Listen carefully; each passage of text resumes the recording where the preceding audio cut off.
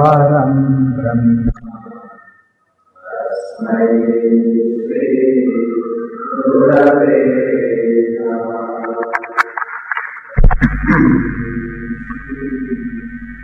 Gurave Namaha. Let us read from Sutra number 15. Mantra varnikameva cha giyate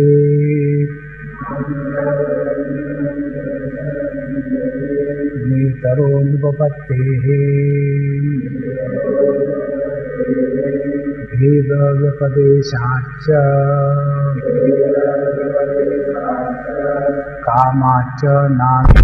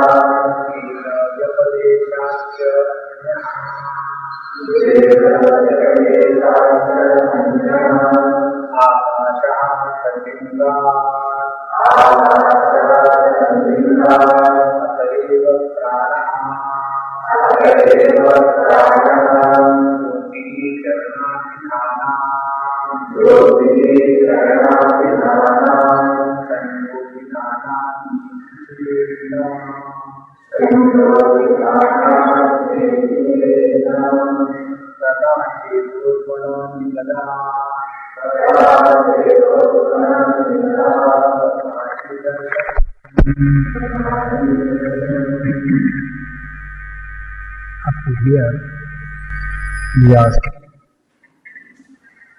how the different aspects of God indicated in the concept, they are indicating Parabrahma, whether it is Prana, whether it is Jyoti, whether it is Chanda, whether it is Akasha, all of them are indicating the Parabrahma and nothing else.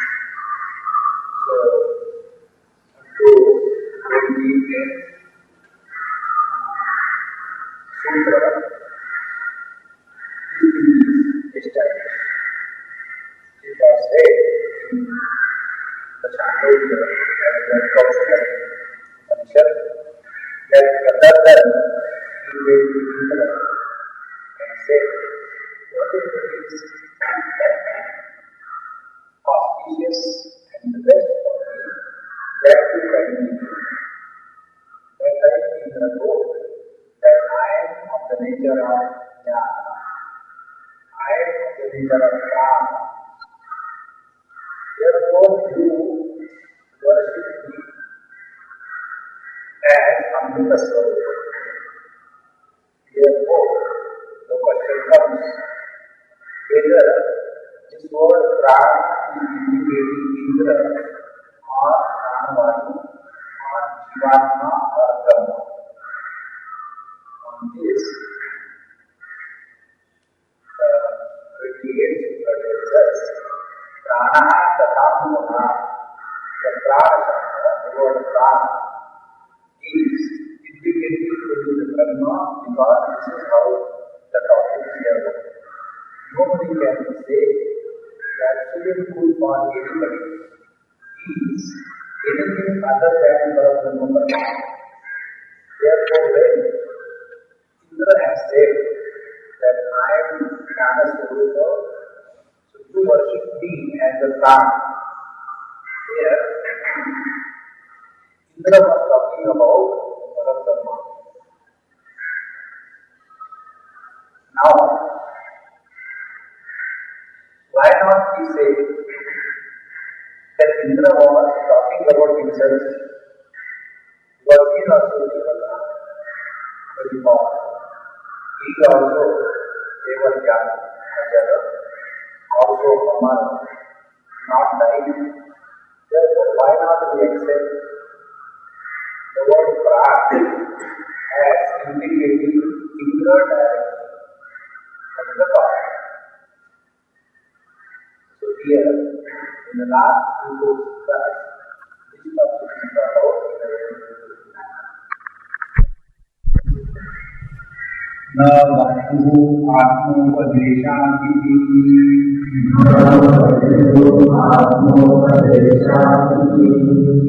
अध्यात्म संबंध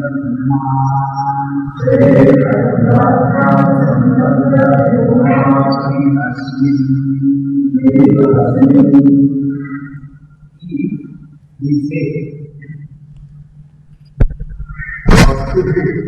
of Indra Atmopadesha. So we say, why not we accept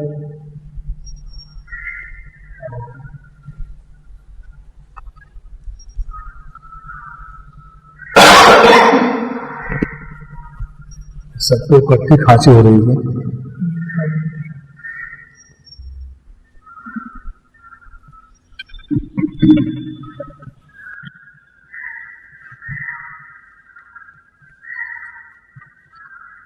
So, if we say that Indra was very clearly telling to Pratardana in Chandogya and Kaushitaka Upanishad that you do my upasana, you worship me, this is the highest good for you. In this manner, why not we take a straight meaning and create complications that Indra was telling Pratardan to do the upasana of the Parabrahma? If this is what is your argument or logic, then this is not right.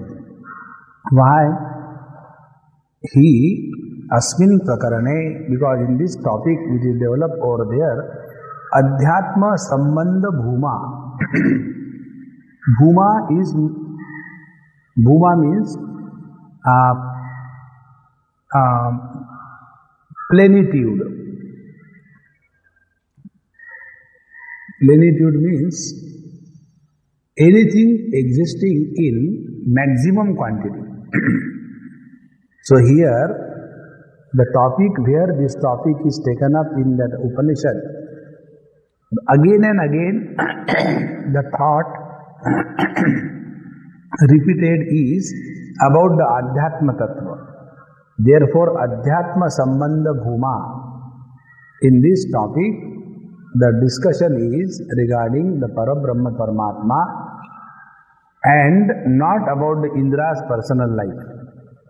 Therefore, if we have to imagine that Indra was talking about doing his own upasana, then it is not the fault of Indra, nor it is the fault of Pratardana, it is the fault of ours who are neither Indra nor Pratardana. See how our understanding is clouded by our own obsessions, such as this topic comes in Ramayana. I told you in some other context. Why did Ram kill Vali hiding behind the tree? Who is asking this question? Neither Vali nor Ram. Then he whose Vali is not Ram. He who is thinking himself to interpret and discover symbolism. Those who get lost in symbolism, they get embolism in their heart. Embolism is blockade, and then they die. Here also, the topic is Pratardan is a disciple who approaches, propitiates Indra, and when Indra is happy, he said, yes, what do you want? There. Now, Pratardana is not doing sadhana for doing something little here and there, but he says, I do not know what is good for me. So, O Lord, whatever is best for me, that you grant me. Now, when we go to somebody, yes, Brahmachari, what do you want? Bidi ke liye machis. So you will not get bidi. You will get only machis because you have spelled out you want this much. Therefore, when Pratardana said, whatever is best for me, O Lord, you give me. Naturally, Lord knows what is best for us. And therefore, when Indra instructed him that you do my upasana as the prana, there Indra is not talking about glorifying himself above Brahman. And therefore, here the topic developed is regarding this Parabrahma. And therefore, here the word prana indicated as the upasya, the worthy of worship, by Pratardana is meaning Brahman and not Indra himself. Now, one more doubt is raised. If Indra has said that I am Jnana Swarupa, I am Prana Swarupa, and you do my upasana, and by this, if Parabrahma is meant, then the question comes, what is the meaning of this statement? Why not Indra directly tell Pratardan that you do the upasana of Parabrahma Paramatma? See how our understanding is. One day, I went to the school for giving a talk. How to appear in the examination? Go first, well prepared, and then appear. So, I told them, after everything is done, I said, now the last stroke, before you start your examination, be very attentive. Don't get disturbed. If you don't listen to me what I am telling, I am not going to repeat. Don't ask me again the same question. Be fully attentive. So everybody's mind is fully absorbed. Now, when you have to begin,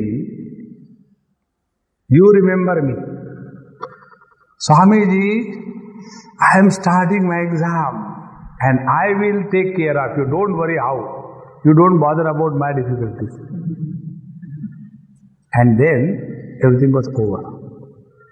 And in such gatherings, there are always wise people. So one wise person came and he said, Swamiji, I have an objection. I said, I don't know to listen. You may have, I don't know to listen. No, but I have. I said, keep it with you. He said, why? You must answer my question. I said, I am not obliged to answer everybody's questions. I said, I will tell you what is your problem. Yes. Swamiji, why did you tell remember you only? Why not God? I said, have you seen God?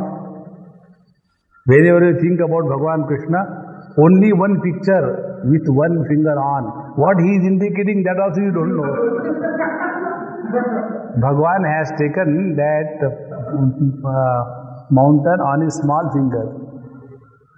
We don't know what he was indicating. And you are having only a picture in front of your mind. Can you ever think about Paramatma as Chaitanya Swarupa? Therefore, it is easier for anybody to remember whom we have seen, for whom we have respect, for whom we have reverence. That takes care of all the negativities in our mind. When the negativities disappear, then immediately the curtain of ignorance is gone. And then the truth starts pouring out. Here also, when Indra said, he did not have any doubt that he is Parabrahma Swarupa. Therefore, when Bhagavan is talking to Arjuna throughout Bhagavad Gita, he has used many times the word Aham to indicate Parabrahma Paramatma. Sometimes he has used the word Bhaktosi me sakha cheti. He has become Saguna Sakar. Sometimes he has become an advisor. Sometimes he has become his brother or brother-in-law. So these are the various positions with which Bhagavan Sri Krishna is talking. And if we want to analyze what is meant by Aham by Bhagavan Sri Krishna in Bhagavad Gita, PhD thesis. Therefore, what Indra said, he knew that he is not talking about a parichinna abhivyakti, an individual as Indra, but he was talking about Parabrahma Paramatma. And there is another authority we come across in Brihadaranyaka Upanishad. This is quoted in the 30th Sutra. Shastra drishtya tu upadesho vamadevavata.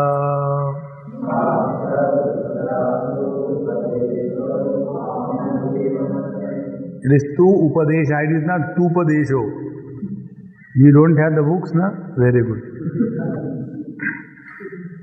So here is written Shastra drishtya tu upadesho vamadevavata. According in the Marathi language, tupa means ghee. So Shastra drishtya, according to scriptures, you should eat a lot of ghee. Like whom? Vamadeva. So Upadeshaha, Vamadev,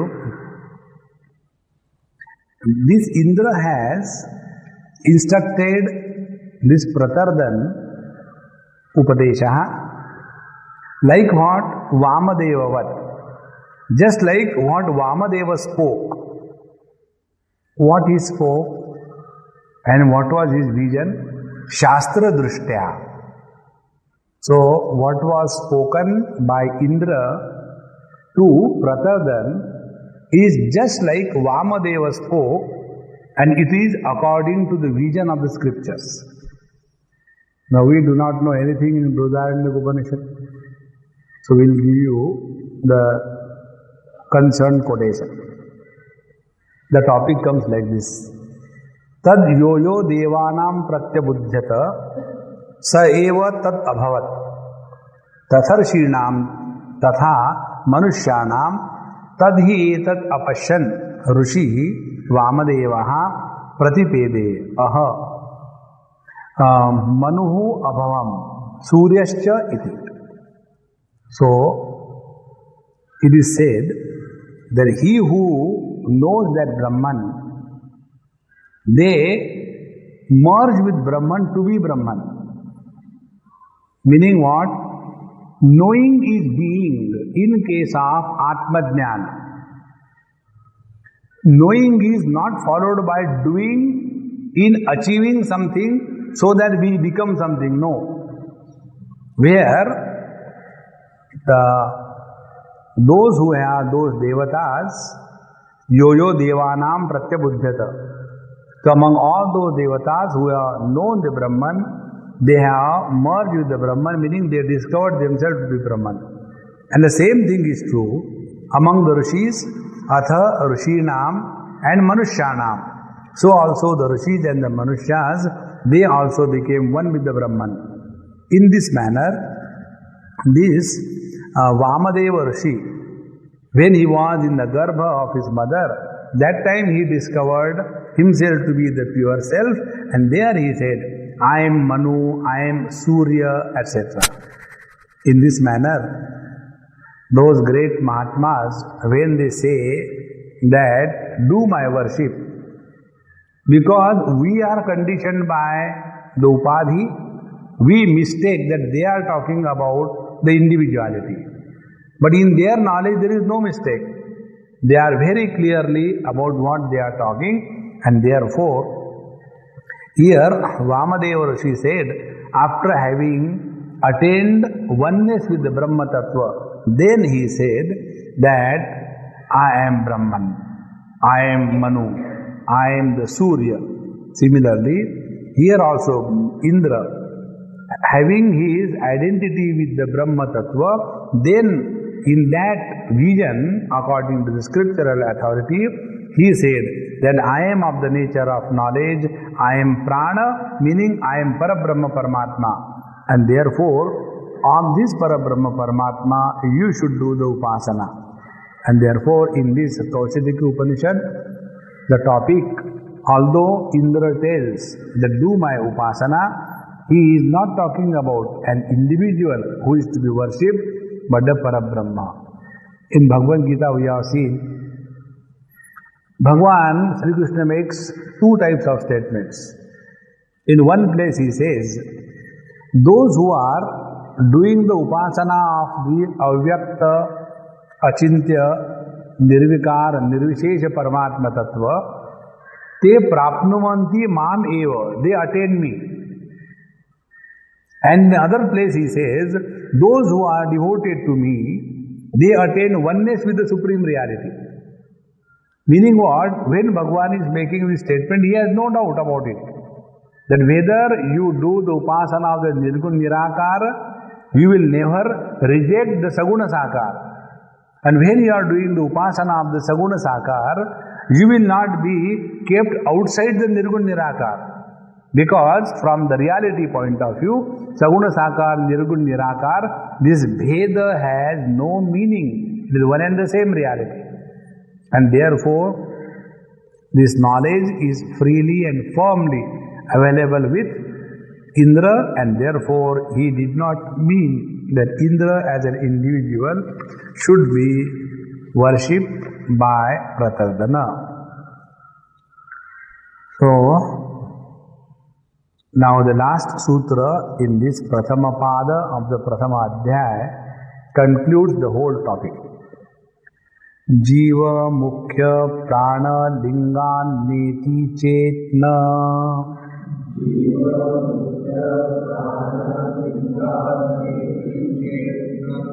Upasa Traividhyat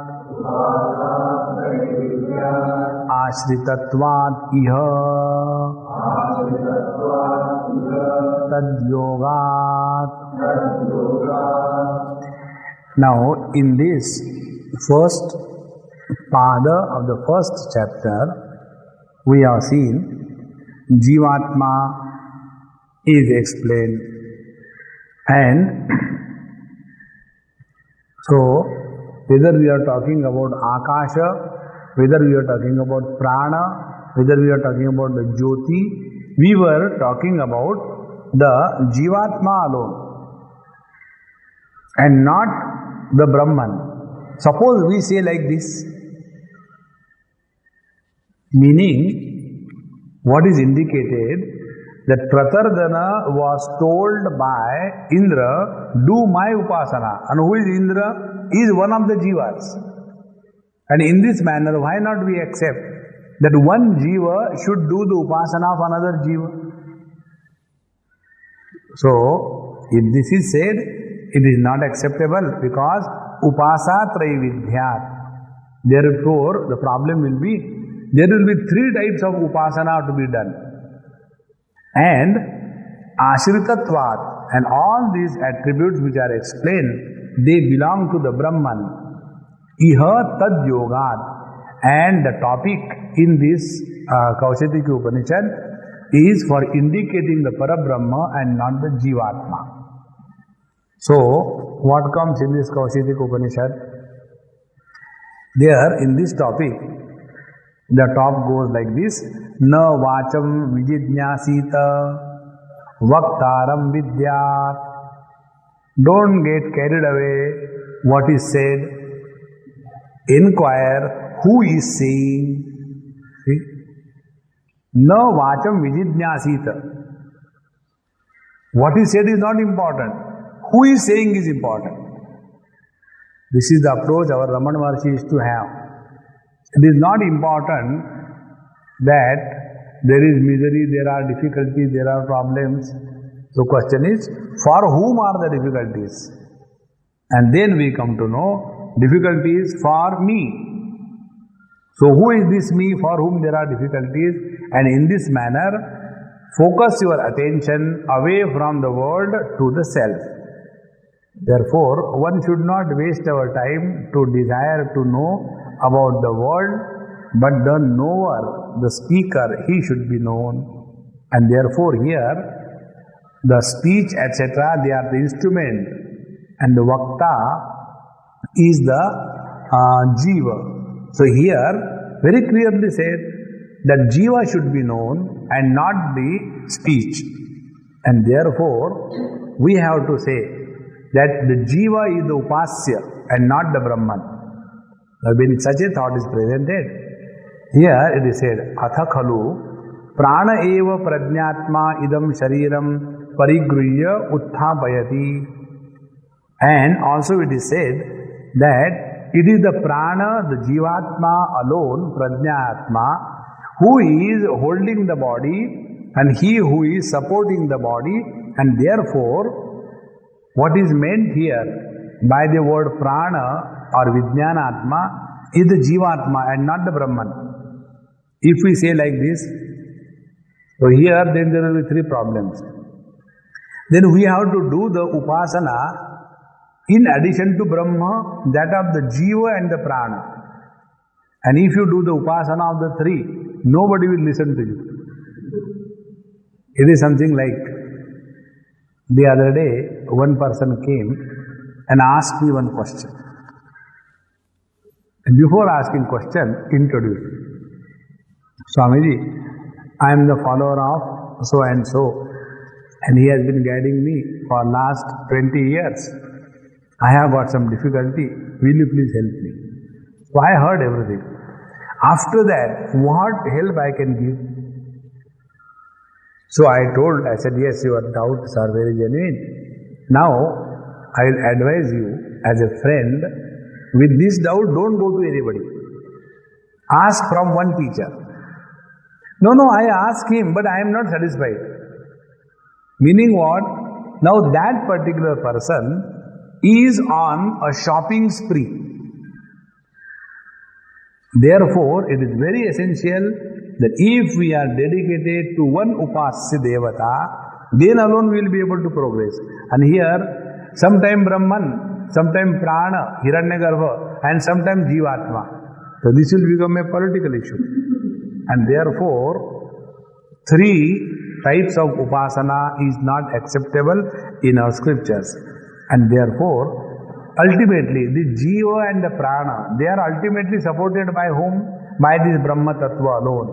And therefore, in this whole topic, what is indicated is the Brahma and not the Brahmashrita, Jivatma or the Hiranyagarbha, Prana, etc. Therefore, here the word Prana should be used only to indicate Brahman and not the Indra or the Jivatma. And in this manner, the first pada of the first chapter is concluded with this 31st sutra. Now hereafter, in the second pada, the topic is taken where the topic is developed in a very beautiful manner and the thought is presented regarding this prana is used again in Chandogya Upanishad. And there, while describing the prana, the description is such that sometimes we feel it is Jivatma, sometimes we feel it is Paramatma, sometimes we feel that it is the Hiranyagarbha, and therefore there is a possibility of any doubt. So taking that topic, the next pada of this first chapter begins, and this will take in our next class. Before we conclude, I'll read only first few sutras which form the first topic. Atha dvitiya padaha sarvatra prasiddhopadeshat vivakshita gunopapattescha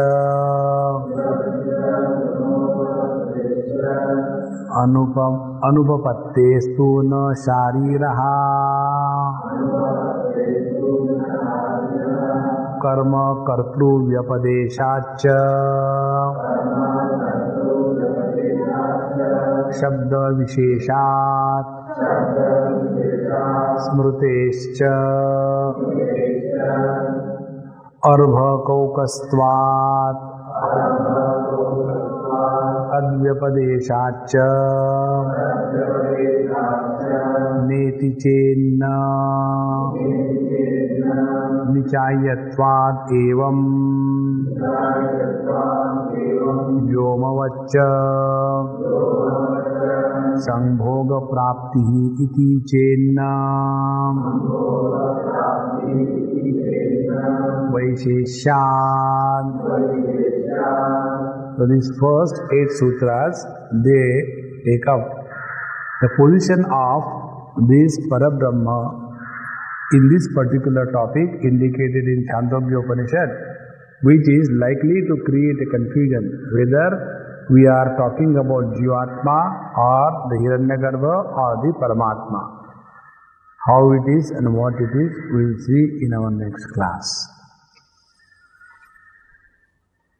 Om Purnamadaha Purnamidam Purnat Purnamudachyate Purnasya Purnamadaya Purnamevavashishyate.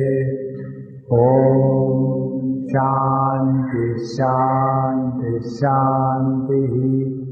Hari Om. Shri Gurubhyo Namaha. Hari